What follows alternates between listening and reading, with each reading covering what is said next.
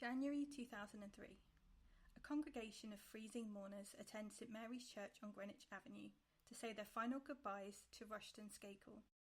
The Skakel patriarch had died aged 79 on the 2nd of January in Hobe Sound, Florida.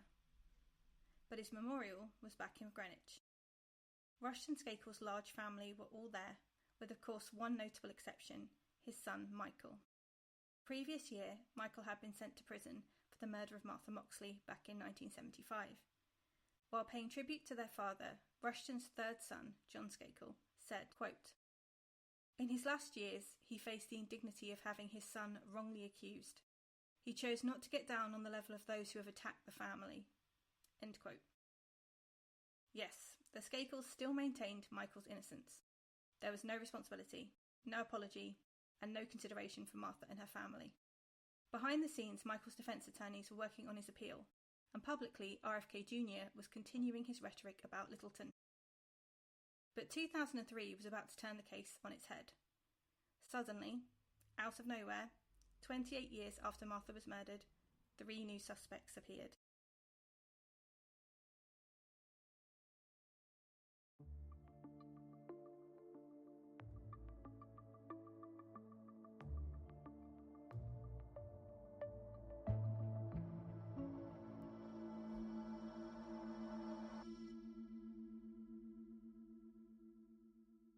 Welcome to True Crime with Morty, a podcast by a criminologist and her dog.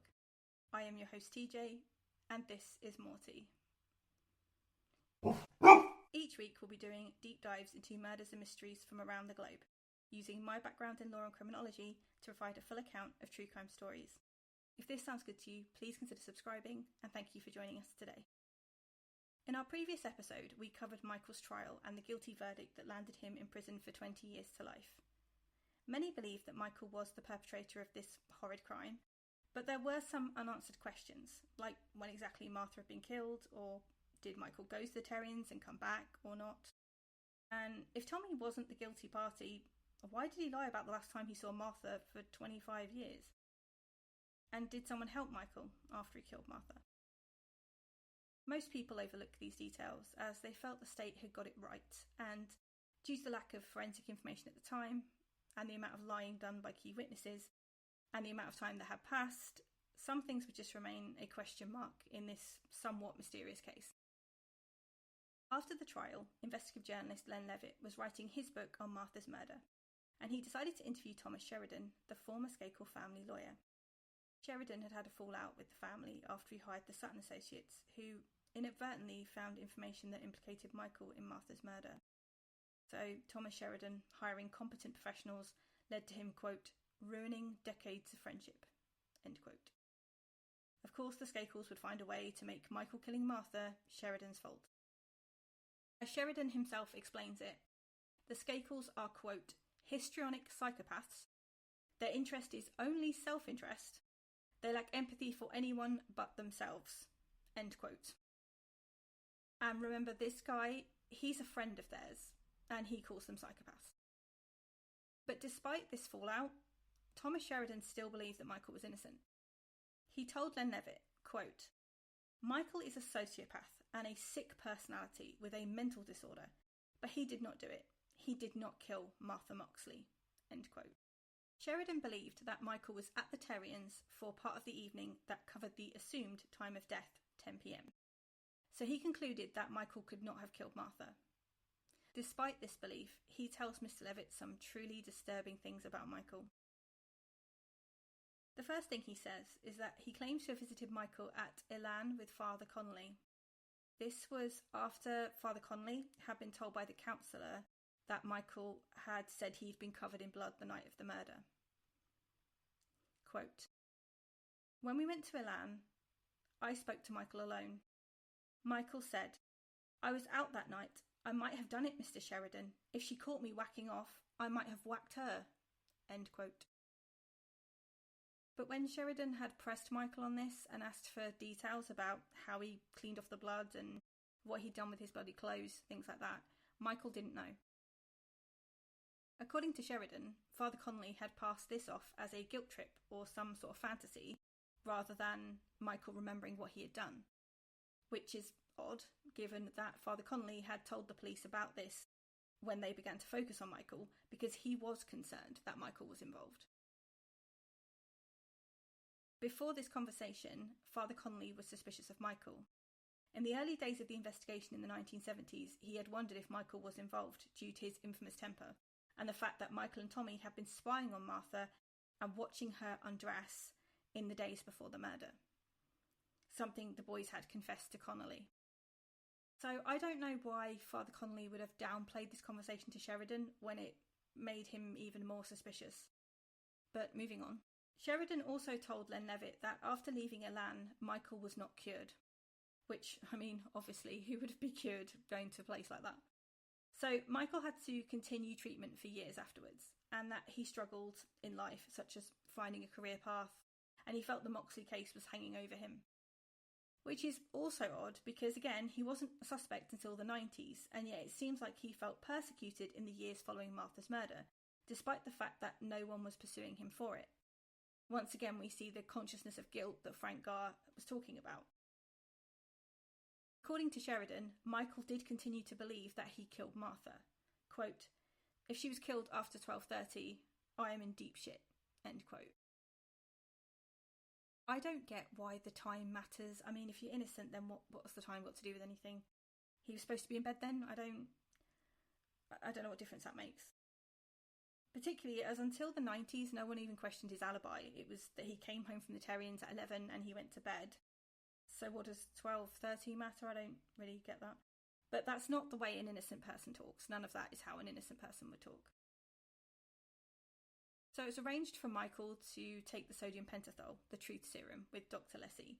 The doctor concluded from the test that Michael was innocent of the crime, but he was in need of therapy. It's really nice that his own doctor can exonerate him from this crime, but wouldn't it be better to tell the police about this? Sheridan insisted that, after that, everything was okay, until the Sutton Associates were involved in the 90s, and they found the evidence implicating Michael. Len Levitt was incredulous. Despite Sheridan's assertion that Michael could not have killed Martha, somehow he was describing him as exactly the kind of person who could have killed her, and Michael had seemingly confessed his involvement to Sheridan. Mr. Levitt felt that much of what Sheridan had just told him was, quote, more damning than what came out at the trial, end quote. Frank Garr had said similar things to what Thomas Sheridan said about the Skakels, that they had, quote, no morals or conscience, and their loyalty is only to each other, end quote. So Frank was not surprised by Sheridan's admissions. He had been saying for years that the family, friends, neighbours and people like Sheridan had all known who Michael was and what he had done, and had chosen to ignore it rather than tell the police. Frank may have had a point, as Sheridan was not the only person who still backed Michael. Michael's appeals team were working hard to get him released on a technicality. When you are in prison, it's really hard to get out. Once you're labelled a defendant, or when you're convicted, people tend to stop listening to you. If you're an innocent person who has been wrongly accused, literally nobody's going to reopen the case for you. It isn't like the movies or TV where someone looks for the real killer. No one has the power to reopen a case that the police have completed. It's extremely rare that evidence comes to light exonerating someone, and it's usually connected to another case being investigated rather than someone requesting their cases looked at and a cold case team reassesses it. For example, if you are wrongly imprisoned for a murder that you didn't commit, and the real murderer commits another murder and leaves DNA or other evidence linking to your crime scene, then you have a chance. If the investigators are paying attention. But it's that kind of circumstance that leads to acquittals, and it can take decades for something like that to even happen. In fact, people have been executed for crimes they didn't commit only for DNA evidence or something similar to exonerate them years later. Most people in prison cannot get anyone to hear their side of the story. Usually, there is very little evidence to back them up, as if there had been any evidence it would have been presented at the trial or stopped a trial from taking place. Besides that, everyone in prison claims to be innocent, whether they are or not, so a miscarriage of justice claim doesn't really work. It tends to fall on deaf ears. There are institutions that look at claims and appeals like the Innocence Project or the Criminal Cases Review Commission, but essentially it's really hard to get a miscarriage of justice overturned. particularly on the facts of the case. I will talk more about this in other cases that I intend to cover, but as Michael's appeal was not about the facts of the case, I will explain what he did instead. The best bet for most people to get out of prison is by proving that there was something wrong with the prosecution or defence at trial. That is much easier than trying to convince people that they got the wrong guy, even if that's true. Most appeals are won this way. Again, this isn't easy as it's expensive and takes a lot of time to go through any appeals process, but Michael Skakel is a trust fund baby, so naturally they appealed his sentence multiple times. Rather than attack the prosecution itself, they focused on ineffective counsel and turned on the defence lawyer, Mickey Sherman. Michael's first parole hearing was on the 24th of October 2012, roughly halfway through his 20-year minimum sentence. He continued to deny his involvement in Martha's murder, despite the fact that any early release was dependent on him expressing remorse for the crime. However, the following year, he was released, after his appeal was successful in blaming Mickey Sherman for ineffective counsel. The appeals court ruled in favour of Michael due to A. Mickey Sherman not presenting Tommy Skakel as an obvious alternate suspect, and B. his alibi being at Terriens at the time of the murder was not properly explained or clarified in the court. He was released on the 11th of the 11th, 2013, after serving 11 years of his sentence. His bail was $1 million, but a new trial was ordered. So this does not mean he was innocent, just that everyone has the right to a competent defence as protected by law. So the idea was that Michael would stand trial again, but this time with better representation. Then everything switched again. 2016, the conviction was reinstated. It was decided that Michael did have sufficient counsel the first time, and he had been found guilty of Martha's murder, so the conviction stood. So then his appeal was sent to the state Supreme Court in 2018. The same arguments were put forward to the Supreme Court, that Mickey Sherman had failed to provide effective counsel, and that Michael had a, quote, partial alibi that wasn't properly demonstrated in his trial. The court ruled in favour of Michael, and as of July 2019, he is free. But there was still an expectation of a new trial with a new counsel. Essentially, this is not overturning his conviction because he's innocent or based on the facts of the case. It's just requesting a new trial with new counsel, same as the first appeal. Of course, 2019 was 44 years after Martha's murder. How is the state of Connecticut able to retry a case that old? How can they form a new or better prosecution than the first time? Time is not your friend in this instance. To give you an example of how difficult mounting this case became over time, Steve Carroll, one of the original detectives on this case, passed away from cancer back in 2001, before the first trial. And 10 years after that, his colleague Jim Lunny also died before Michael's conviction was overturned. The state had already struggled with the passage of time before the trial in 2002, and now they had an extra 17 years. That doesn't help. When you have a circumstantial case, witness memories and their availability is crucial to its success. And to be fair, how would Michael's defence change at this point? His partial alibi is all but useless when we can't really confirm what time Martha died, and he admits to wandering through the crime scene that night. Without confirmation of the exact time she died, going to the Terriens is almost irrelevant. So if he's innocent, how can he prove that at this point? It's utterly pointless to have a new trial at this stage. Michael is not innocent. No one has proved that. He was found guilty of Martha's murder, but he remains a free man unless he is re-prosecuted for the murder of Martha. And as of 2026, when I'm recording this, there are no plans for a retrial, as it's now over 50 years since Martha Moxley was murdered.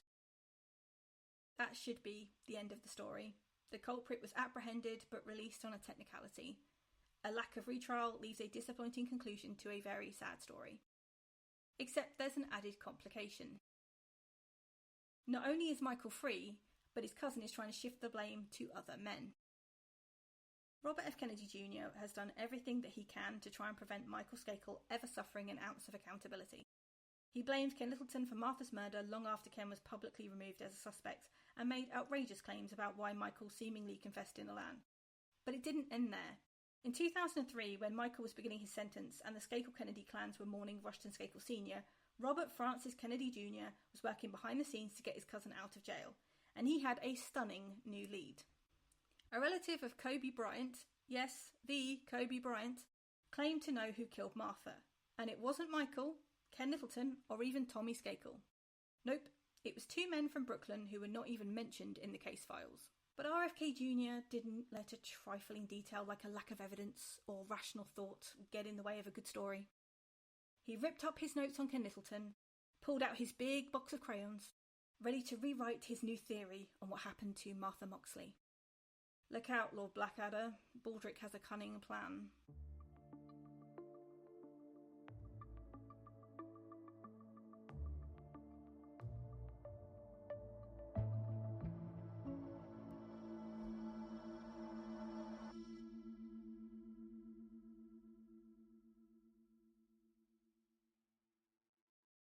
So here it is, TJ versus Robert F. Kennedy Jr. This is why Martha Moxley's murder was the first case I decided to cover on my podcast. Robert Francis Brainworm Kennedy Jr. was the reason. I first heard about Martha's case around the time that Michael Skakel was getting out of prison. Back then I was still working in the legal system myself. I watched a few documentaries about Martha and I read a few books on the case. I understood why Michael was found guilty, and I was disappointed that he was out of prison, but not surprised. I understand the legal system, and I know how justice is essentially a myth, and that's particularly true if the defendant is a wealthy white person. But what really disturbed me about this whole situation was Robert Francis Kennedy Jr.'s comments on the case. In every interview that I saw, not only did he plead his cousin's innocence, but he also claimed he knew who the real killers were. I watched that man lie repeatedly on camera about this case. He had no understanding of the facts at all. Rather, he ignored them and just kept telling the same theory that has absolutely no basis in reality. He even wrote a book called Framed about Michael's conviction for Martha's murder. The book obviously claims that Michael was wrongly imprisoned, but also framed for Martha's murder, and then lays out his theory on what happened. It was at this point I started to really dislike Robert F. Kennedy Jr. Brainworm. I have very little interest in the Kennedys aside from professional interest, as, let's be clear, they are connected to a lot of crimes and mysteries. But growing up in England, they're not really a big deal. I know of them like America's royalty, and they don't really translate elsewhere. I mean, I don't even like the English royal family, so I don't really care about the American Nepo baby equivalent. The more I learn of the Kennedys, the less I like them, so I am not someone who has followed them or had much interest outside of the odd scandal. JFK is the only one who really left a legacy, in my opinion. He was so globally minded in his policies and respected for the work that he tried to do that his legacy continues. Obviously, his assassination was brutal and shocking, and again, it keeps in the public focus, with many memorials for him all over the world. But I personally had zero interest in the Kennedys until the connection to Martha's case. I could not believe how obvious RFK Jr.'s lies were, and yet he was getting away with it on multiple documentaries. And he had a much publicised book on this case that was clearly complete nonsense. And I felt really sorry for the Moxley family because it kind of been easy having a family as powerful as the Kennedys controlling the narrative on what happened to Martha. Then something quite scary happened. While I was planning this podcast at the end of 2024, it was right before Trump got elected the second time.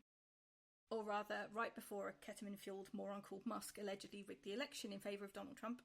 It was announced that Robert Francis Kennedy Jr. would be joining Trump's administration. I watched him on stage with Trump, waving at all those losers with the red hats. And it was a sickening thought. The Kennedy name added kudos to Trump's campaign. And Trump was already enough of a threat to world peace if he got elected again. Here he was being joined by a guy who I'd long suspected was a racist based on his comments on this case. And I knew he was a misogynist, and now I knew he was definitely a liar. And here he was joining this campaign and potentially taking more voters to Trump's corner. The problem at the time was I felt quite alone in this worry because I think RFK Jr. was still quite respected at this time. Obviously that has changed, but at the time it was really quite freaky. In fact, most people were shocked that RFK Jr. would join a man like Trump. So many other families who had sort of dynastic holds on politics had spoken out against Trump. In fact, the Kennedys have spoken out against Trump, and even RFK Jr. himself has spoken out against Trump, so people were shocked by this. So people were really surprised that he was now joining Trump. son of celebrated Senator Robert F. Kennedy and nephew of the revered President JFK, two brilliant men who were assassinated and are remembered for their sacrifice and their achievements. How could he ruin the family legacy? Well, he hasn't ruined it. He's actually continued it. The Kennedy family may not be all bad. There are literally dozens of them, and I can't claim to know any of them personally. But the most famous ones have all been connected to high-profile crimes and scandals, some of which I've mentioned in this podcast already. And although many of them are well-liked and well-respected people, they are, for the most part, rich Nepo babies living off the legacy of Bobby Kennedy and JFK. The Kennedys have incredible PR and huge amounts of privilege. They're not necessarily the good guys. They receive enormous sympathy from the public for their ongoing tragedies, as each generation seems to succumb to the infamous curse.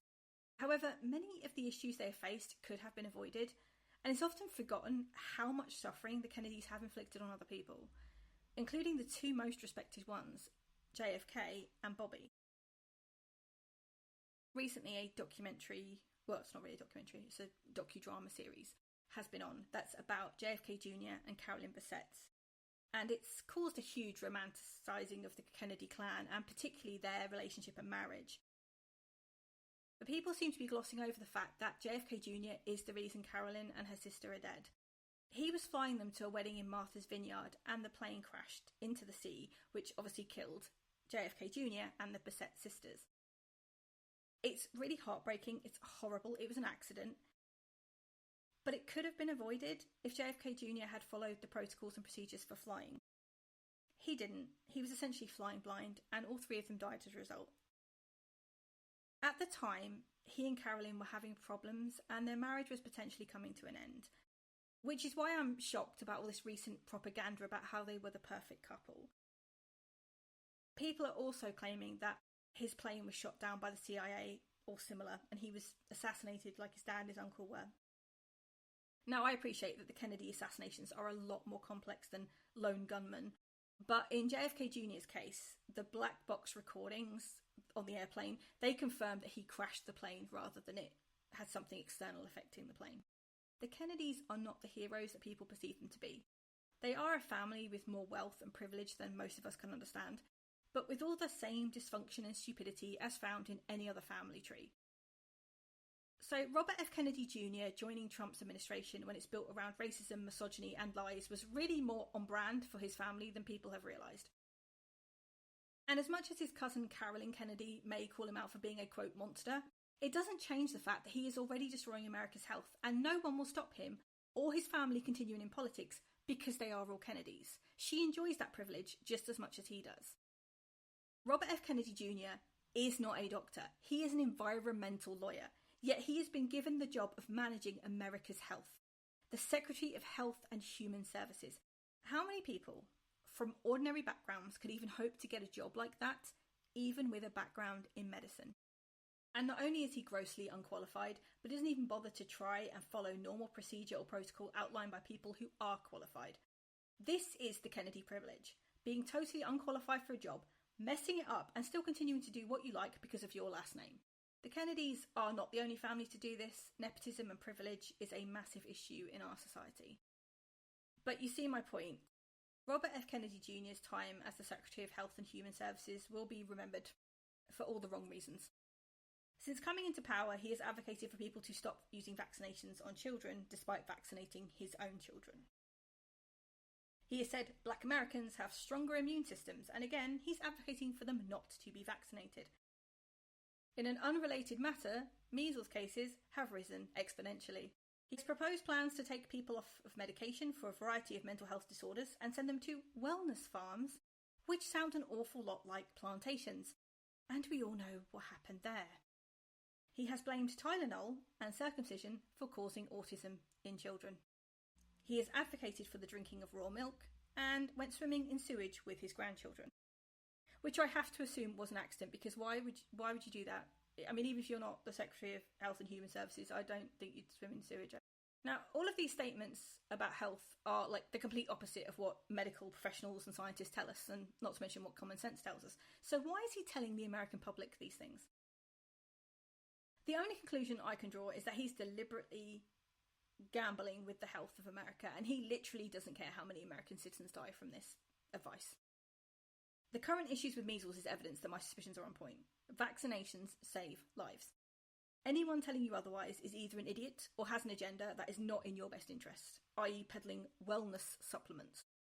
Because of the Moxley case, I knew this man was a liar and that he was dangerous a decade ago, but it now seems the rest of the world is on the same page.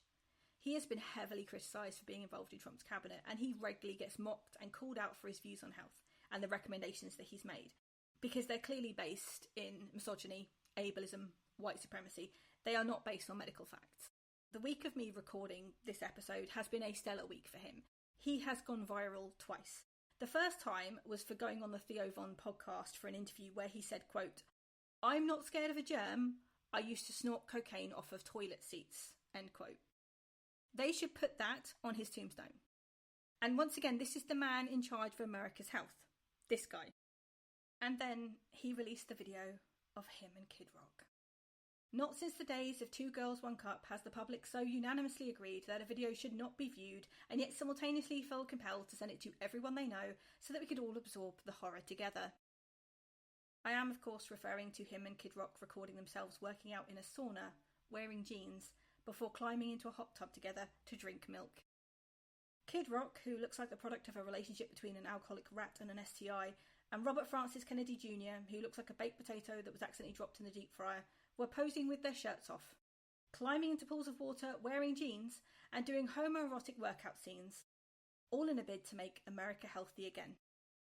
The only effect it had on people's health was by causing an international pandemic of vagina dryness and projectile vomiting.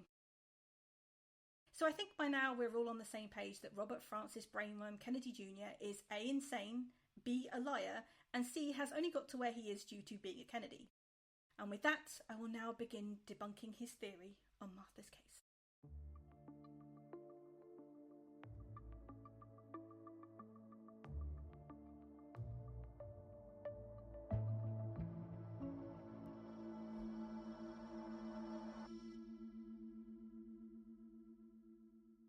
The Bronx Boys theory.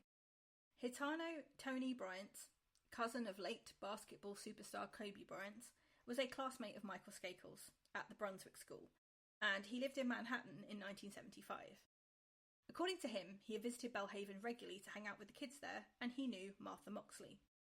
On August 24th, 2003, Tony Bryant made a statement, on camera, claiming to know the real killers of Martha Moxley. Back in 2001, he told another classmate from Brunswick, Crawford Mills, that his two friends were responsible for the murder of Martha. Tony alleges that he and two friends, Adolf Hasbrook and Bert Tinsley, both from the Bronx, had visited Belle Haven once together, where they had all met Martha, and Hasbrook developed a crush on or an attraction to Martha. According to Bryant, Hasbrook had talked about taking her caveman style. Hasbrook was obsessed with her, according to Bryant. So on 30th of October 1975, the three boys travelled to Belle Haven to meet with friends there, ready to partake in Mischief Night. They arrived a few hours before the murder and proceeded to drink beer, smoke weed, smash pumpkins, and try to start a fire. Allegedly, they were thwarted by the rain. At some point, a group of them ended up on the Moxley's lawn. The three boys from New York with the Skakel kids, Helen Nix, Jeff Byrne, Martha, etc. Around this time, a plan was formed to attack Martha by hitting her on the head to incapacitate her and drag her off by her hair and rape her. The boys grabbed golf clubs that the Skakels had left lying around and went to get Martha. Bryant seemingly had a change of heart and dropped his club and left the scene while his friends attacked Martha. A few days later, they confirmed to him that they had satisfied their caveman urges, and he took that to mean that they had sexually assaulted Martha. So that's the Bronx Boys theory in a nutshell. Allegedly, Crawford Mills hears this story in 2001 from Bryant, and then in 2003 reads the Atlantic Monthly article written by Robert F. Kennedy Jr. stating that his cousin, Michael, is innocent and that Ken Littleton is the real killer of Martha. Crawford Mills calls Kennedy to tell him what he knows about this story, the Bronx Boys story. And so in August 2003, Bryant gives an on-camera interview repeating these version of events with Chris Steele, who works as a private investigator for the Skakels. Robert F. Kennedy Jr. finds Bryant's story, quote, highly credible, end quote, and has written his book Framed based on these allegations. Nothing says white privilege more than a picture of two men from powerful and rich families wearing expensive suits on the cover of a book titled Framed that blames black Americans for a crime that one of them committed. The irony is not lost on any of us. On the face of it, the story seems plausible. It is possible the group of young men in Belle Haven could have attacked Martha because one of them was interested in her sexually. Women and girls are always at risk from unwanted attention from men and boys, and a simple rejection or resistance from Martha could have caused it to turn fatal. Compared to RFK Jr.'s claims that drinking raw milk is a good idea, or that Tylenol causes autism, this story at least makes a little sense. It should also be noted that the story didn't originate with Kennedy himself. Apparently. Allegedly. Although he has kind of taken it and run with it and claims it's the true story of who killed Martha, it was allegedly first reported by Toby Bryant and Crawford Mills. While RFK Jr. was still trying to blame Ken Littleton, these guys kind of came out of left field claiming someone else was responsible. At least that's what we're told. Tony Bryant went to school with the Skakels, and it's possible that he visited Belle Haven and could have met Martha. It's also plausible he would have taken his friends there for Mischief Night celebrations. We have no evidence he did go or took his friends, but it's possible. In his taped statement, he says he has nothing to gain with coming forward about this or lying about it, that he's no friend of Michael's, and that he isn't looking to protect Michael by fabricating a story. He placed himself at the crime scene with a golf club, and that's a pretty risky thing to do if this is a lie. And according to RFK Jr., there is forensic evidence to back it up. Apparently, there was a hair found at the crime scene that was belonging to an African American, his words not mine, that apparently has never been tested. So using these allegations, RFK Jr. has written his Framed book and also an article in 2003 titled A Miscarriage of Justice. Author Timothy Dumas refers to it as a miscarriage of journalism, which is fair, but he also sees it as being an example of Kennedy's faith in his cousin. And that's the thing that I disagree on. I don't think Dumas is wrong at all, but I think that there is more to it than just blind faith. And by the way, it has occurred to me as I've been making this podcast that he might be Timothy Dumas, like Alexander Dumas, who's one of my favourite authors, and it just didn't twig, so apologies if I've been saying his name wrong the entire time. Hopefully not, hopefully it's Dumas, but yeah, apologies. How cool would it be if they're related? Back to Robert F. Kennedy Jr. Robert F. Kennedy Jr. has always claimed that Michael is innocent in this crime. He states that his cousin is incapable of committing such a crime, and he believes that Michael is a good person who's helped him and many others. As mentioned in previous episodes, Michael is actually credited with helping RFK Jr. overcome his 14-year heroin addiction. So, in RFK Jr.'s mind, the man that Michael has become cannot be reconciled with a 15-year-old killer, and according to him, no one who knows Michael would believe he could do this. Michael does seem to have changed a lot since the 15-year-old boy described in 1975. He apparently no longer uses substances, he doesn't get into violent altercations, chaotic situations, and up until his arrest in 2001, he seems to have been doing his best to live a normal life. As Timothy Dumas puts it in his book, he views Michael's life as one of atonement, trying to make up for his past mistakes and problems by doing better and helping others, which I think is a really good way of describing it, especially as Michael considers himself a devout Catholic, which is why RFK Jr. supposedly believes he's innocent. I agree that adult Michael is most likely not the same person who killed Martha. Quite the opposite. In fact, he stood up for and defended a 15-year-old girl that was being abused by his cousin Michael Kennedy. But people don't exist in absolutes. We are not divided into good people and criminals. We are all far more complex than that. Yes, I believe that Michael helps family members to overcome addiction, and yes, I agree his life post-1980 seems calmer and more focused on atonement. But that doesn't mean that the young man who was always drinking, having violent outbursts, attacking animals and people, crashing cars and fleeing the scene, and having frequent psychological examinations due to his behaviour, was somehow incapable of killing Martha in a fit of rage. He was, by his own description, obsessed with and stalking Martha. He fits every profile that was made of the killer, and has placed himself at the scene multiple times while simultaneously claiming to be elsewhere. Just because he grew up and got the help that he needed to change his behaviour, doesn't mean that in 1975 he wasn't involved in or even capable of this crime. 15-year-old Michael seems more than capable of losing his temper and killing his crush in a violent rage. And this whole theory about the Bronx boys being involved that he's peddling everywhere, it's not just the belief of a cousin who cannot imagine their family member doing something so awful. It's deeper than that. It's a classic misdirection and Kennedy spin to ensure that Michael never sees the inside of a jail again. This story is a fabrication, and it's being used as leverage for appeals. It is not an attempt to get justice for Martha or to find the truth. And it has nothing to do with RFK Jr. thinking that Michael is innocent. Quite the opposite. It has been concocted or co-opted to cover the truth. I shall now explain why this version of events appears to be a complete lie.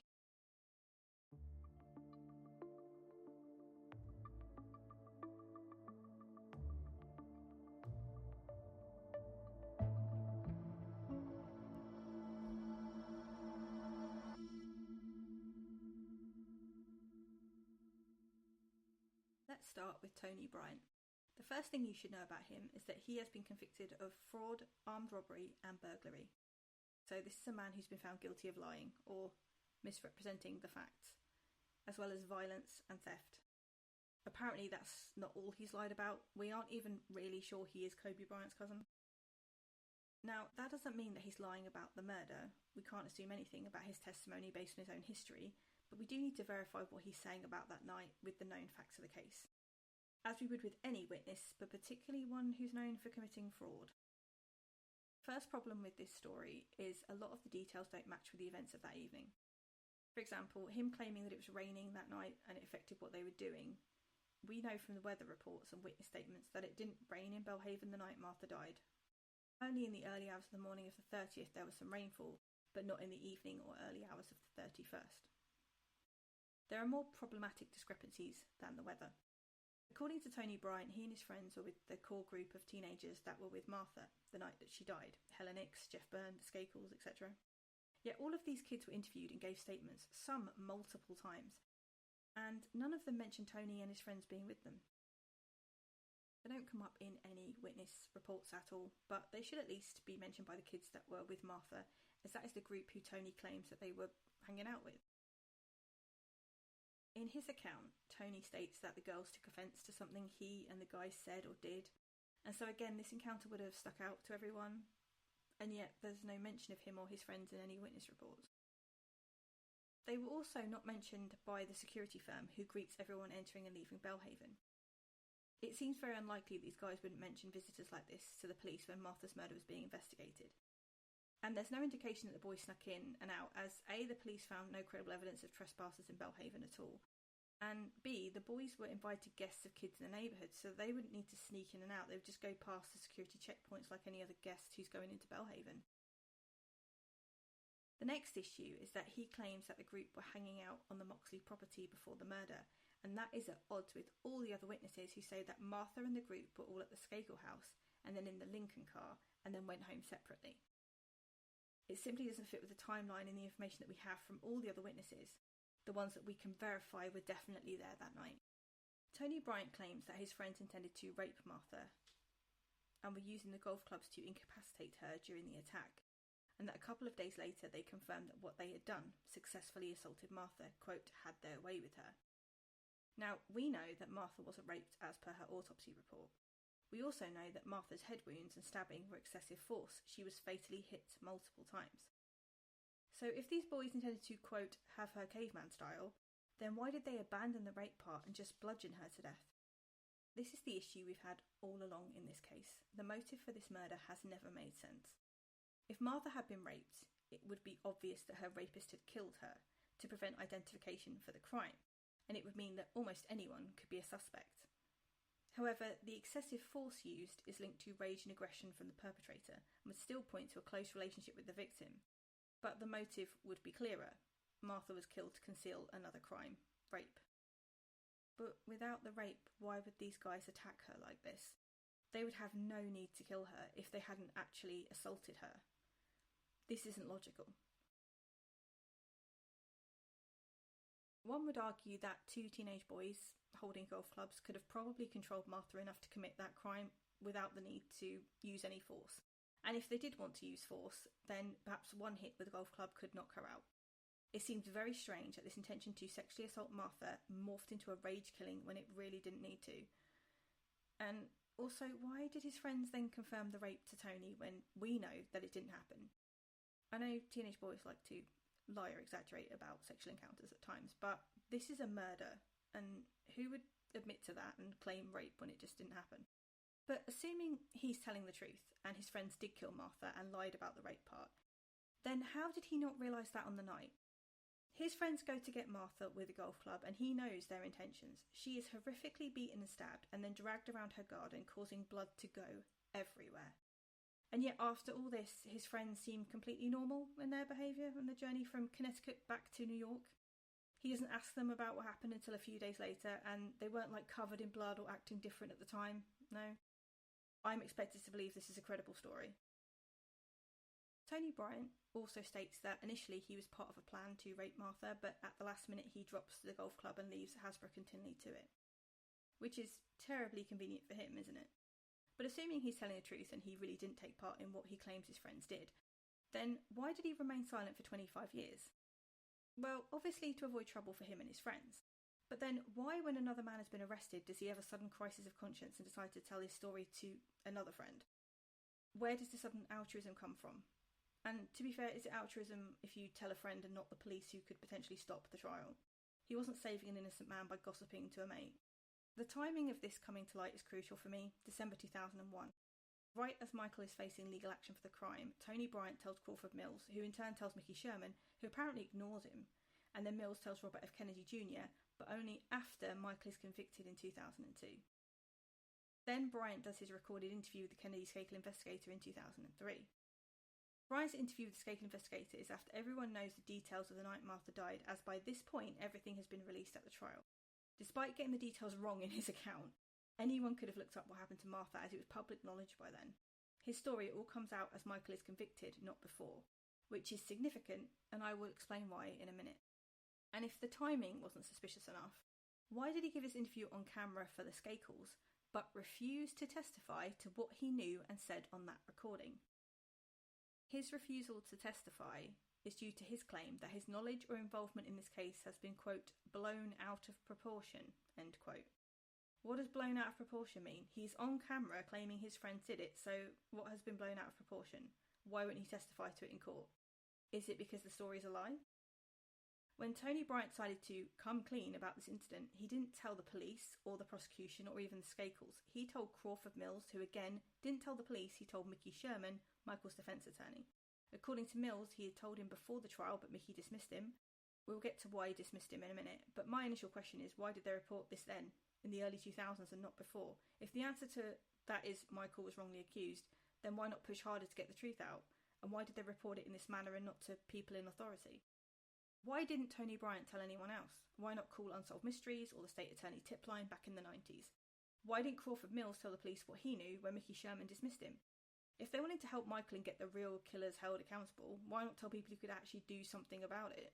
So yeah, I don't find his story credible at all. And when we stack it up to the rest of the investigation into Martha's murder, it only gets worse. We know that early in the investigation, the police report confirms that the detectives were focused on outsiders either breaking in or just being invited into Belle Haven and then committing the murder. Essentially, anyone who was in Belle Haven that night who didn't live there normally would be a suspect. Steve Carroll, one of the original detectives on Martha's case, confirmed many times that they began the case by looking for transients or outsiders. Not these nice people from Belle Haven, to use his words. This has been backed up by the case file itself and other detectives who've reviewed the file. The original team were intimidated by the residents of Belle Haven, assumed that none of them would do it, and put in a lot of work to find a killer who got in and out. They found nothing to back this theory up, and realised that they really should have been looking at the Skakel house first, which was their big mistake in the case, as confirmed by Detroit police when they reviewed the investigation. So if these outsider Bronx boys had been in Belle Haven, they would have been flagged somewhere in the investigation, or witness reports from 1975 onwards, and yet there is nothing. There is nothing about them in the case file. The witness statements from the time do not indicate these young men being there at all. None of the witness statements do. But it's particularly noticeably absent from the kids who Tony says they were hanging out with. Now, normally when a case has been cold for years, or takes a while to solve, and then suddenly there's a new suspect that appears, you can usually go back to the original investigation and find them hiding in plain sight. It's usually something like a witness is interviewed at the beginning of the case, and they tell the police that people were there that they don't know their names or something, and the police can't trace them, the mystery people at the time. Or a clue from the beginning of the case that was overlooked by the police, and now suddenly everything falls into place and it connects to this new suspect. Michael himself is an example of this, actually. When he came into focus in the 90s, his potential as a suspect was there all along, right from the beginning. But he'd just been missed. The focus had all been on Tommy. It was an aha moment for Frank Garr. However, these three Brooklyn boys did not feature in the original investigation in 1975, or Frank Garr's investigation in the 90s, or any other subsequent investigation like Mark Furman's book research, Dominic Dunn's book research, or the Sutton Associates investigation. So, in the 27 years that this case was looked at by everyone, they didn't appear at all. This fact was pointed out to Robert F. Kennedy Jr. during a documentary series on Martha's case made in 2019. It was called Murder and Justice, The Case of Martha Moxley. The presenter, Laura Coates, asked Robert F. Kennedy Jr. why, when these boys were accused of being in Belle Haven that night, that in the early reports and witness accounts from this case, they aren't mentioned anywhere. She also makes the point that these boys were black children from the Bronx, that they would have stood out to witnesses amongst all the Caucasian children who lived in Belle Haven. And it is a valid point. They would have been memorable, especially as Bryant was known to some of the kids in Belle Haven, so they could have easily told the police his name or about his friends visiting that night during their statements. And if the Bronx boys had been hanging out with Skakels, as claimed, then anyone in the neighbourhood could have seen them and reported them to the police. As outsiders to Belle Haven, it would have been a good idea for the police to at least meet with these guys, as they could have witnessed something or be involved as per their outsider theory, and it would be wise to talk to them. And if there was any prejudice towards black people from the residents or police, then those boys may have been assumed guilty, just simply for being there at the time. That is not to accuse the Belle Haven residents or the police of being racially prejudiced, but of course it only takes one person to think like that, and these boys could have been viewed as defendants. We know how racist the justice system can be, and we know that prejudice exists, so it's entirely possible they would have been highlighted, let's say. There is a story I'm going to get to in a minute that hints at these racial or elitist tensions, but let's get back to the point for now. So when Laura Coates asked this question to Robert F. Kennedy Jr., he responded by saying that, quote, "We only knew about these guys in 2003, end quote. He states that Bryant didn't come forward until then, and so the prosecution didn't know about them when they took Michael to court. And according to him, it was too late to admit they made a mistake. Meaning that at the time all this came out, the state was prosecuting Michael and didn't want to admit they got it wrong. But obviously he didn't answer Laura's point at all, which was when this information came to light in 2003, it should have been something that was suddenly obvious in the case file from the start of the investigation. Kids who couldn't be traced but had been mentioned somewhere back in 1975. Police failed to follow up on, something like that. But there was nothing at all to corroborate these boys had been there, and in all the witness reports and investigations spanning almost 30 years by the time this theory came out, he completely sidestepped the question she actually asked and made it sound like an incompetent prosecution was blocking the truth coming out, which had nothing to do with her question. But the answer he avoided giving was because they were not there. That's why there's no record of these boys anywhere in the case file. They were not in Belle Haven that night and they didn't kill Martha. Otherwise, this story would link right back into the evidence and be verifiable. Not to mention the really obvious point that if these three boys were hanging out with Martha and the Skakels on the night she died, then the Skakels would have known about them in 1975, and so why didn't they report them to the police? In all the years up to 2003 that Skakels were accused of this crime and interviewed by police and the media, they did not mention these guys at all. Robert F. Kennedy Jr. must realise that if this story was true, then his cousins should have known that they were there that night. Which is exactly Laura Coates' question, why no one reported this in 1975. This is a valid challenge to this story. At the very least, the Skakels should have known these guys were there and told police. Even when Michael was arrested, no one mentions them. What he says to her about the prosecution not wanting to admit they made a mistake is also not true. First of all, a judge can throw out a case where there's credible evidence that the defendant is innocent and another person was involved. Now, obviously this is a rare event, it's like something out of a soap opera, but realistically, if this version of events had any merit, then it wouldn't matter about the prosecutor at all. They could be overruled. Not to mention, prosecutors don't like to put people in prison to avoid embarrassment. It's usually because they truly believe in that person's guilt. Even if the prosecutor is wrong or has their own agenda going on, they think they're right. They're not perfect moral ethical beings, but the scenario would not affect them. They would drop the case and prosecute the other guy. Their ego is more damaged by losing a winnable case, not a case being dismissed due to a new suspect being found. So once again, he's talking nonsense. But in this particular case, in this example, Jonathan Benedict, when he heard about the Bronx Boys story, he immediately contacted Hope Seeley of Michael's appeal team and asked for the details of these men so that he could investigate this accusation and see if it proved Michael's innocence. So the prosecutor literally contacted Michael's team and was like, what is this? Who is this new suspect? I want to find out what's going on. But Hope Seeley refused, saying that they were saving this for the appeal and didn't want to give him this information. So Jonathan Benedict was willing to look at this and potentially go back on his prosecution if he believed these men were guilty. That is not someone unwilling to admit they made a mistake. And it could have got Michael's conviction overturned quicker. I mean, it could have ended the whole thing. Which is the opposite to what RFK Jr. was saying in that interview. The prosecution had offered to look into this theory. They were not avoiding it out of embarrassment. That was a lie. But Michael's team rejects the offer. Why? Because this accusation is a lie, and the minute you try to investigate it, it falls apart. It's useful to create reasonable doubt for an appeal, but it's not true, and therefore could not prove Michael's innocence as part of a thorough, independent investigation. Getting back to Robert F. Kennedy Jr.'s interview with Laura Coates. So after sidestepping her question on why these boys were not in the 1970s case file, he then says there is a, quote, African-American hair, end quote, that was found at the scene that corroborates this story, but that it was never tested, according to him. I'm going to try really hard not to rant now, but First of all, there is no evidence that there was a, quote, African-American hair, end quote, found at the scene. As you're all aware from previous episodes, the forensic investigation into Martha's death yielded almost nothing. But we know from our Maltese clues in episode 8 that Dr. Henry Lee found a hair belonging to a white male, which may be what RFK Jr. is referring to, but we know that that hair belongs to a Caucasian male and was obviously tested. Second point, and again it seems really obvious but it's got to be said, if there had been another mystery hair that wasn't tested, then how does he know the ethnicity of the person who left the hair? That is why we test evidence, to find out who it belongs to. If it's not been tested, then we cannot look at it and hope to accurately guess the ethnicity or identity of the person who has left the hair. Why does forensic science exist if we can simply look at evidence and immediately know who it belongs to? The dude is allergic to logic and science. This is why you do not put environmental lawyers in charge of criminal investigations. Or, public health. So essentially, there is no African-American hair to back up Tony Bryant's story, and these boys were never mentioned in any witness reports at the time. Then we come to the story itself. The details that he gives doesn't make sense. Bryant claims everyone was hanging out in the Moxley garden, which we know isn't true.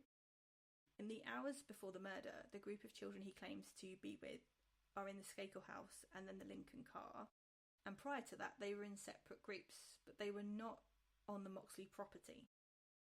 When Dorothy Moxley, Ken Littleton, Helen Hicks, Jeff Byrne, Andrea Shakespeare and the Skakel children all say the same things about the early part of the evening, and then Tony Bryant is saying an opposite timeline, it really questions the validity of his statement. These are all people we know were definitely in Belle Haven the night of the murder, and up until about 9:15 on the 30th of October, we are clear on everyone's movements. The statements all line up. Now, Dorothy did hear a few voices in her garden at one point, between 9:30 and 10 p.m. But we can't confirm it was the group of children that Bryant mentioned, as at that stage most of them had gone to their respective homes and allegedly a group had gone to the Terrian estate, so they were no longer all together. His story just does not fit with the known facts and timings that we have.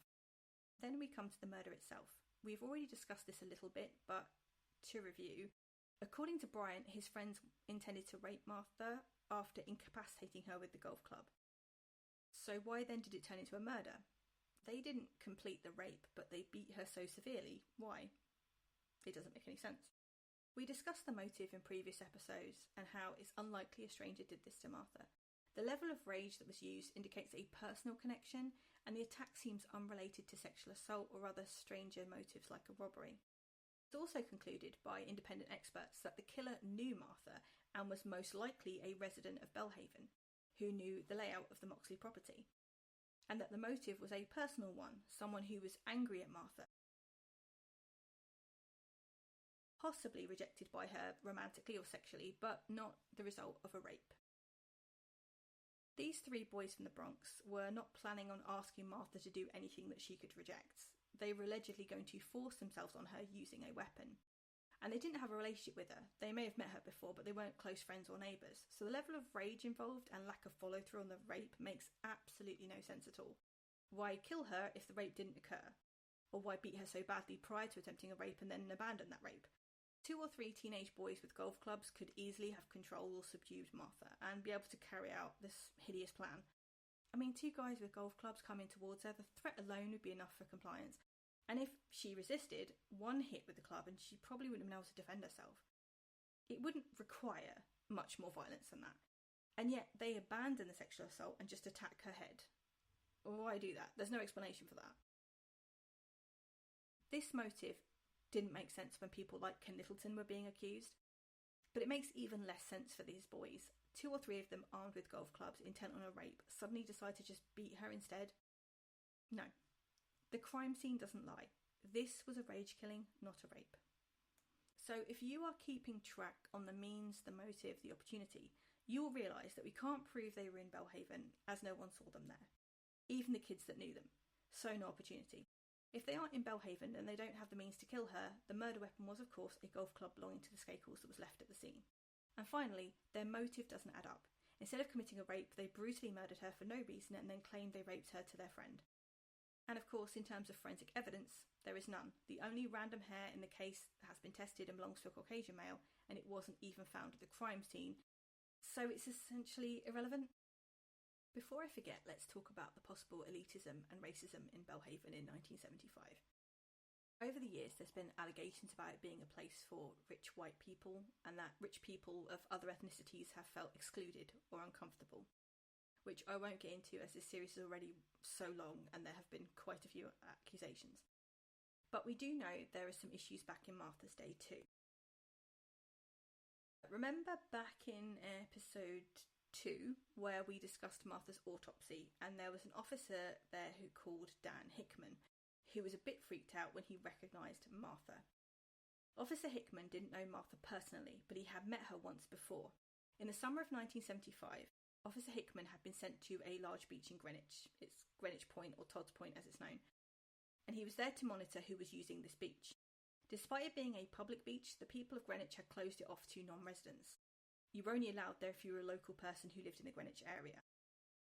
A political activist called Ned Cole had been bringing underprivileged inner-city children to the beach from Bridgeport. Many of these children were black, and all of them were from a lower socio-economic status than the Greenwich residents. The police, i.e. Officer Hickman, had been asked to ensure these children were excluded from using the beach and only residents allowed. Yeah. So while he sat in his vehicle waiting for this bus of children to arrive, Martha, who'd been at the beach with her friends, had wandered over to the police car and chatted to him about why they were there. And this interaction had stayed with the officer as Martha had been so friendly and confident, unlike all the other kids at the beach who were obviously avoiding the police car. The point, though, is that in 1975, the Greenwich residents, sort of en masse, rejected children from using the beach. Many of whom were black, and all of them were not part of the elite wealthy status in Belle Haven. Elitism, check, and potentially racism, check.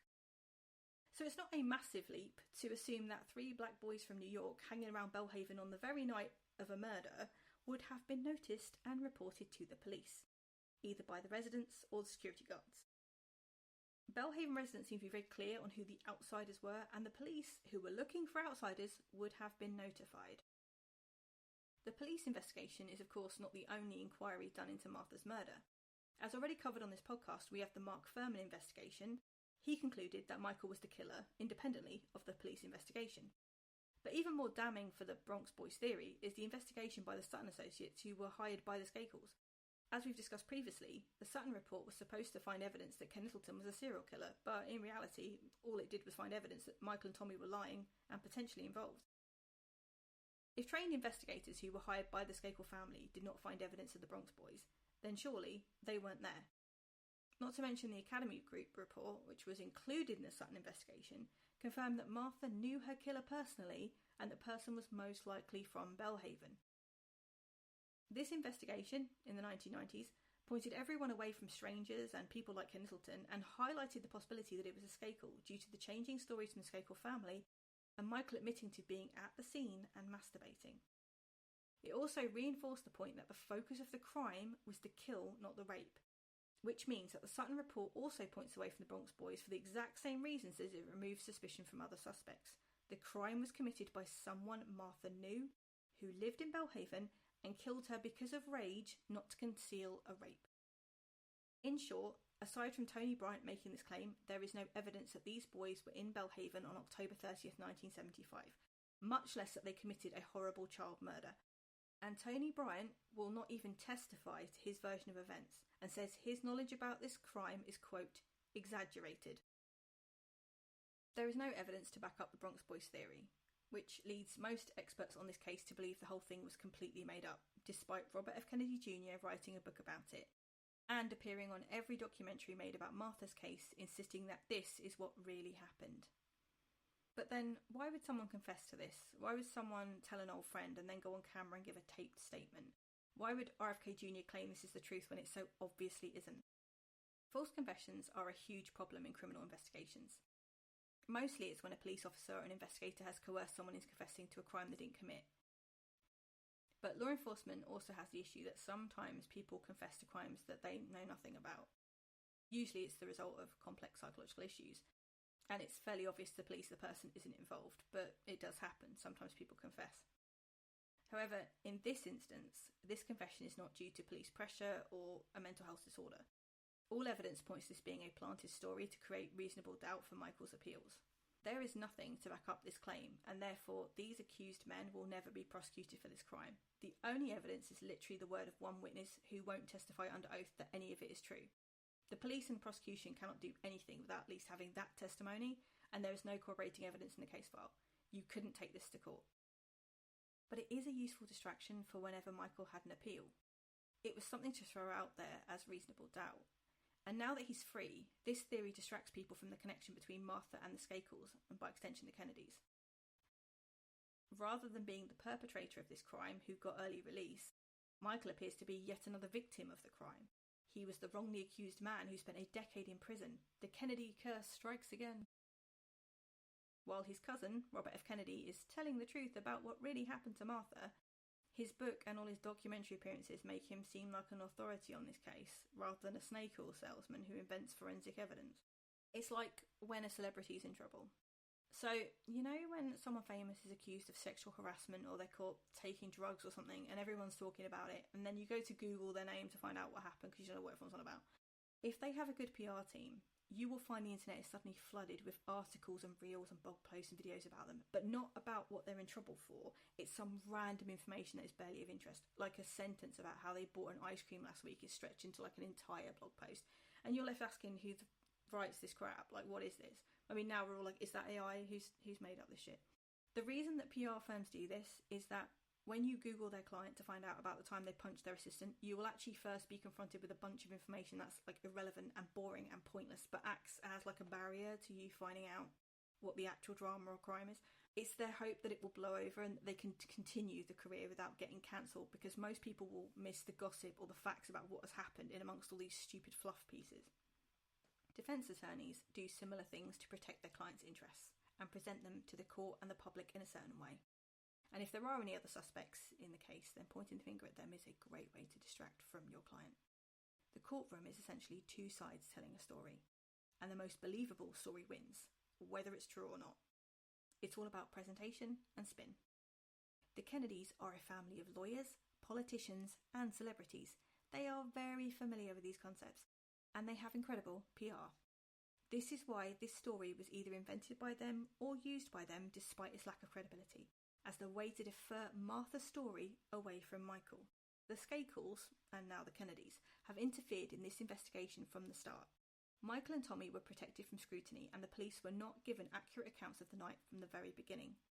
Then, when investigators started to put the facts together and Michael appeared as a suspect, the Kennedy team flip-flopped from saying he was connected to the death of Martha to saying he was innocent of her murder, while allegedly asking him to plead guilty behind the scenes.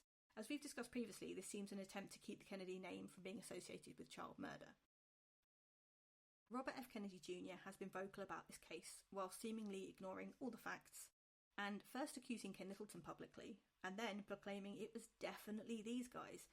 So whenever anyone hears about Martha's case, it seems like a miscarriage of justice rather than a murder by a Kennedy relative. It creates confusion where there should be clarity. Hence why Mickey Sherman didn't present it at court. When questioned as to why he didn't use this story in defence of Michael, Mickey Sherman said that he couldn't do it as it was, quote, just another theory, and, quote, you can't offer a buffet, end quote. This is defence lawyer speak for there is no substance to this and it would have been ripped apart if I tried to use it in court. Meaning that there is no corroborating evidence to this story, and he had to be selective in what he showed the jury. Clearly Michael's own defence attorney, who still thinks Michael is innocent, by the way, he doesn't see this as a credible alternative as to what happened to Martha because there is no evidence backing up this story. If he'd put it into court, that would have led to an investigation into this claim by the prosecution and the defence, and it would have been debunked very quickly. Because the second he introduced this theory, he would need to prove it, calling people to testify and all that. Now, we know that Tony Bryant has refused to do that, and he's the only person tying these men to this crime.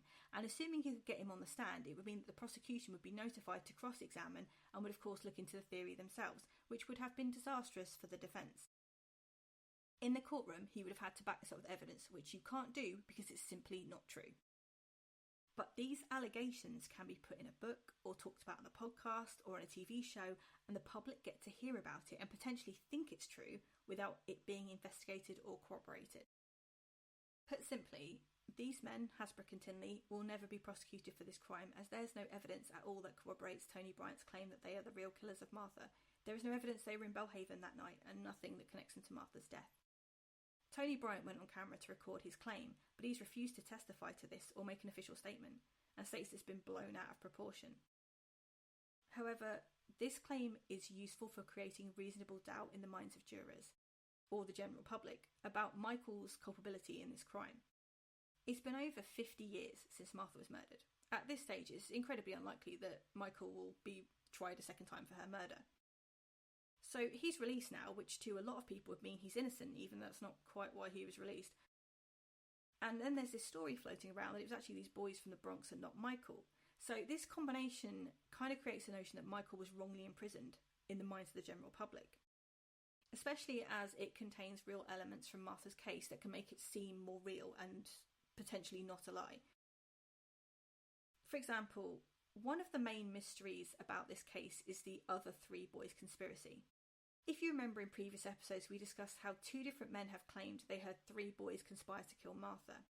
One of them, Francis Walsh, was a Greenwich man who'd overheard boys talking about a plan to kill Martha while he was drinking in a bar, and according to Walsh, at least one of these boys was a skakel.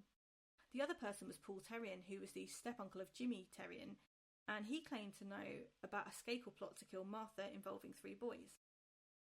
Now, these plots didn't really fit with what we know happened to Martha. It's possible her death was planned in advance, and we are clear that it did involve a skakel, but the known facts don't really fit with a pre-planned conspiracy. The two witnesses seem credible, but it's hard to reconcile their statements with what we know happened to her, unless the skakels had a specific reason to target Martha, which we're just not aware of, and it wasn't down to jealousy, as Michael's words have encouraged us to assume.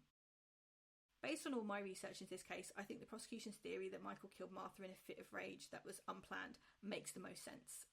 This idea of a conspiracy is still there, but we can't really tie it to the crime. But I wonder if these rumours have been used in the same way as the hair that was found on the jeans. Three boys conspiring to kill Martha and a random Caucasian hair become part of the theory that the Bronx boys were involved. The hair becomes, quote, African American, and the skakel conspiracy to kill Martha becomes a Bronx boys conspiracy to rape Martha, making these allegations seem more credible as they sound like the actual mysteries that are connected to the case.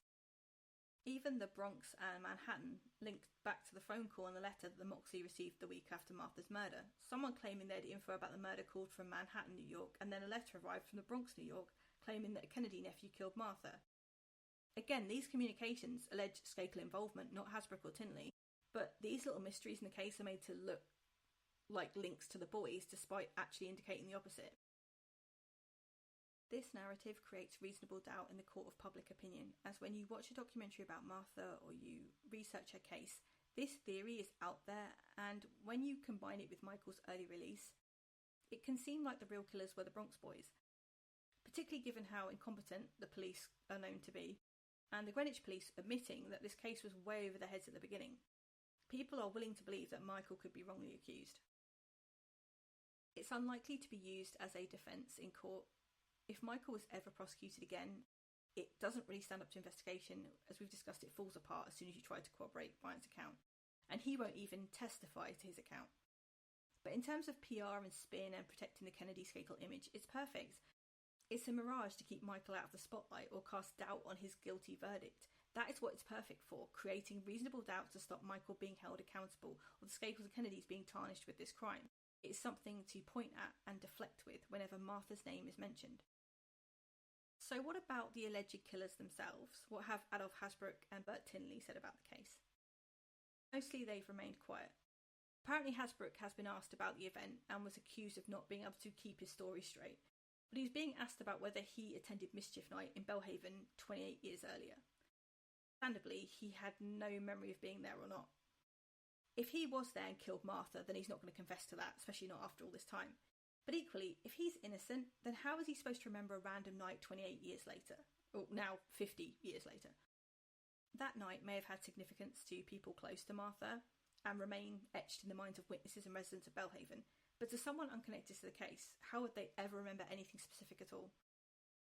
And if he wasn't in Belle Haven that night, how would he remember or prove that after all this time? It's weird when the Skakels have no memory of the night Martha died, as they spent the evening with her and had to repeat the events many times to various people. And other witnesses that night remember everything for exactly that reason. It was a significant event. Yet the Skakels seem to have a very selective memory. But it's not weird for other people to have no memory of that night when being asked about it for the first time 30 years later. If they were not in Belle Haven and not connected to the murder, why would they remember it at all? Adolf Hasbrouck's lawyer has encouraged him to remain silent on this case and not give interviews and to plead the fifth. His reason for this is that his client has the right to be left alone and has nothing to contribute to the investigation into Martha's death. He states that his client was not in Belle Haven the night Martha died and would have been recognised by witnesses if he had been, because Tony Bryant was known to people there and they would have passed the guardhouse to enter, as we've discussed. He also points out that no one else has linked his client to this case, such as detectives investigating Martha's murder. It's solely based on the word of Tony Bryant, who has refused to repeat this story under oath. But Tinsley seems to be keeping his opinions quiet too. I couldn't find anything to confirm his stance on the accusation at all. There is no evidence to be able to corroborate these allegations, and it's hard for these two men to refute it after 50 years have passed. But the evidence in this case overwhelmingly points away from them and towards someone close to Martha. As discussed, Jonathan Benedict asked Hope Seeley, Michael's lawyer, who was working on his appeal, for the names and addresses of these accused men. He wanted to interview them himself to see if he could find the truth and get Michael acquitted. She refused, saying that they were saving this for their appeal. So essentially they were trying to use this to make Mickey Sherman look incompetent and get Michael out of jail on a technicality, but they were not open to the guys being investigated of the crime, which, if they were guilty, would have exonerated Michael anyway. So that's very suspicious, isn't it? It's weird that they wouldn't want Jonathan Benedict to look into this. It proves that this allegation has nothing to back it up, otherwise they would have used it to get Michael acquitted and get Hasbrouck and Tinley charged with Martha's murder. In yet more baffling behaviour, Hope Seeley and RFK Jr. wrote to Jonathan Benedict to say that Frank needed to be dropped from the case. Their reasoning? That Frank had developed a relationship with investigative reporter Len Levitt, who was biased against Michael, and it was affecting Frank's judgment of the evidence. The same Len Levitt who Frank had to convince that Michael was involved.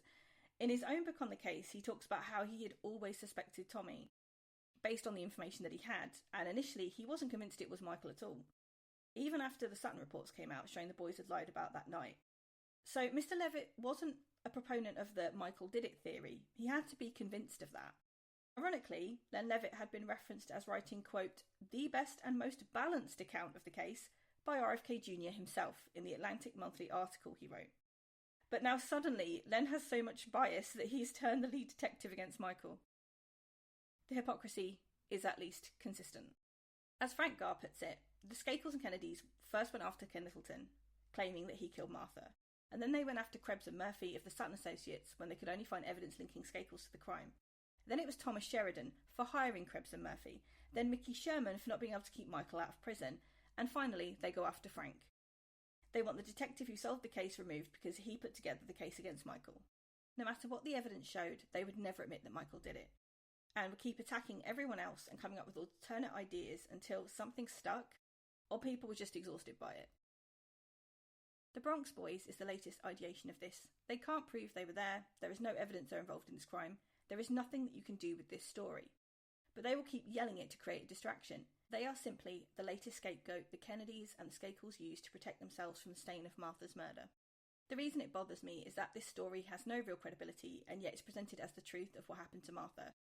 Imagine being Martha's mother, Mrs. Dorothy Moxley, and imagine that not only is the person who you believe killed your daughter a free man, but every time there is a documentary made or an article written about her death, his famous cousin is there blaming random people for her murder. Profiting off a book that contains this lie and completely derailing the truth. I don't know how the Moxleys kept it together. I would have gone scorched earth by now. Accusing innocent people without evidence is disgusting. There is no credibility to this claim, and yet you cannot escape this Kennedy train that this is the truth, and that the notion that Michael was set up. The idea that Michael was set up, framed by Frank Gar's imagination, is laughable. People close to Michael suspected him from the beginning, and many neglected to tell the police, and those that did were not taken seriously. The police seem to have overlooked him as a suspect for years due to his alleged alibi for the assumed time of the murder. We now know that Martha left the Skakels later than the police were told in 1975, and Michael's whereabouts that night are up for debate.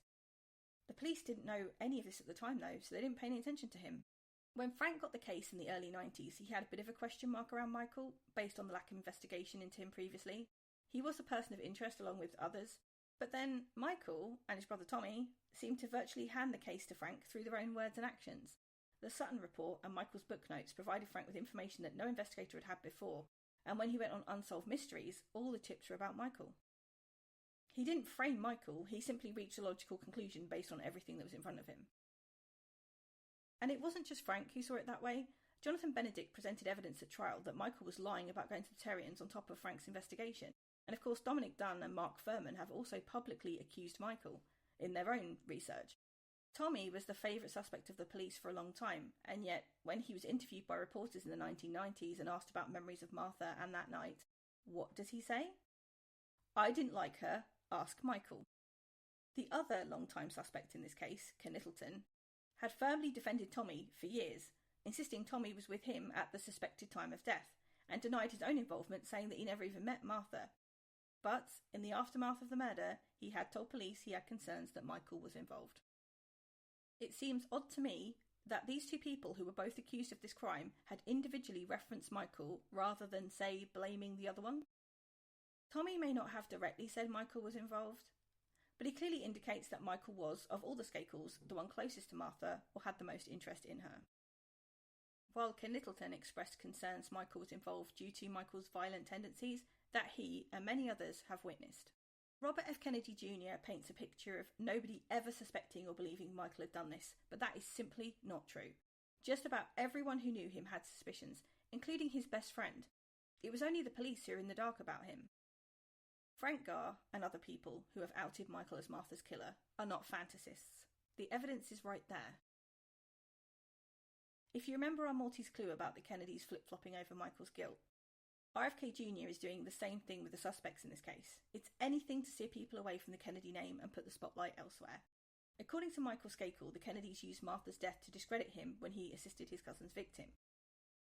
They allegedly called him a murderer in the press, but then when Michael was arrested for Martha's murder and is linked to the Kennedys via Ethel, suddenly they claim he's innocent and that he's been framed. So which is it? Is he guilty or is he innocent? The answer is whichever looks better for the Kennedys at the time. When Michael was convicted, RFK Jr. was telling everyone that the real killer was Ken Knittleton, despite him being publicly exonerated by the prosecution. And then, when that failed, suddenly he was peddling the Bronx Boys theory everywhere, without any apologies for wrongly accusing Ken, or any evidence to confirm this new account. All this spin is just to keep the Kennedy name safe. Because it's not about the truth, and it's not even necessary to keep Michael out of prison. He's not going to be prosecuted again now. It's purely to prevent their name being associated with a horrific child murder committed by their cousin. Remember, the Kennedys are always the victims of their curse, not the cause of all the calamity around them. No accountability for anything. They are always considered the tragic heroes and never the villains. It's not their fault. They are mere puppets of fate, with great hair. The Kennedys are often linked to the famous Great Gatsby quote. They were careless people, they smashed up things and creatures, and then retreated back into their money or their vast carelessness or whatever it was that kept them together, and let other people clean up the mess that they had made. End quote. I thought this myself about the Kennedys, and almost everyone who writes about the Kennedys and their scandals reference this quote. One book, I haven't read it yet, but I bought the Ask Not book by Maureen Callahan about Kennedys and their scandals related to women. And that quote is right there at the beginning of the book. Timothy Dumas includes this quote in reference to the Skakels. While interviewing Steve Carroll and a man called John Lee, who was an actor who purchased the Moxley house in the 1990s, Dumas was reminded of that quote. Lee had pointed out to him that the downside of having a lot of money, exceptional wealth, is that it often mimics the same destructive problems of poverty. Quote, Lee's full circle theory, how the destructive power of wealth comes to resemble that of poverty, the drinking and the drugging, the neglect, the dissipation and the suicidal recklessness, they all meet on the far side of the circle. End quote. Steve Carroll agreed with this idea, as he said the people of Belle Haven had so many problems despite their money and beautiful homes and exciting lives. He also said, quote, those Skakels, they've broken more things. Very much like the Kennedys, they've broken more things and taken more things, and the family just pays and pays for it. End quote. Because this is the kind of people that The Great Gatsby was written about. People who have enough privilege and money and power to do whatever they want and get away with it every single time. So when a family member is accused of murder, you can just tell your version of events and make it go away, pinning the crime on innocent people if that is what it takes. When asked about the Bronx Boys theory, Dorothy Moxley was exasperated. Quote, it never ends, and I know he's going to be with me till the day I die. End quote. She was referring to Michael Skakel. Mrs. Moxley had sympathy for the Bronx men who she felt had been wrongly accused, and remains convinced that Michael was the culprit. Quote, we know who killed Martha. End quote. Mrs. Moxley wanted Michael to return to prison to complete his sentence up until her death on Christmas Eve 2024 at the age of 92. In an interview for the documentary Murder and Justice, The Case of Martha Moxley, Mrs. Moxley said, quote, I have had a very good life. End quote.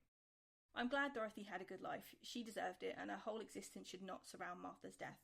But I want people to remember Martha and her parents and her brother when you see these entitled Nepo baby politicians walking around talking about truth, while spilling lies to save their own skin and project their own agenda. Think of what their lies cost people like the Moxleys, Martha, Dorothy, David and John. Think about what happens to innocent people when politics and power replace morality and equality. Think about how much money affects who receives punishment and who doesn't. Martha was a white teenager from a wealthy family whose tragic death was international news. But because the perpetrator was equally privileged and white, and has very famous relatives, he remains free. Remember that when they tell you they're deporting, quote, criminals in America, or when they tell you vaccines are unsafe, or when they fail to prosecute anyone from the Epstein files. Remember Martha and how much they lied about what happened to her. I do have more to say on this case, but it's the kind of thing one puts behind a paywall. So when I have Patreon or a members area, there'll be another episode on this case. I have a Substack now that has a payment level membership where I'll put stuff like that. But for now, I'm just going to move on to some other cases. Our next case is a deep dive into the death of Kurt Cobain, the lead singer of Nirvana, who was found dead in April 1994. His death was ruled as suicide by gunshot, but his toxicology report indicated he died of a heroin overdose. Understandably, people have questions about how that's possible, so let's try and investigate it. I will be doing a one-off episode, maybe two short episodes, on the death of Celeste Hernandez. Although it's not been through the trial yet, the preliminary hearings were very interesting, and I think we can answer a lot of people's questions about what's going on behind the scenes. So we're going to talk about that as well. Thank you for listening to True Crime with Morty. Please like, comment and subscribe so you don't miss any of these new episodes. Goodbye from me, and goodbye from Morty.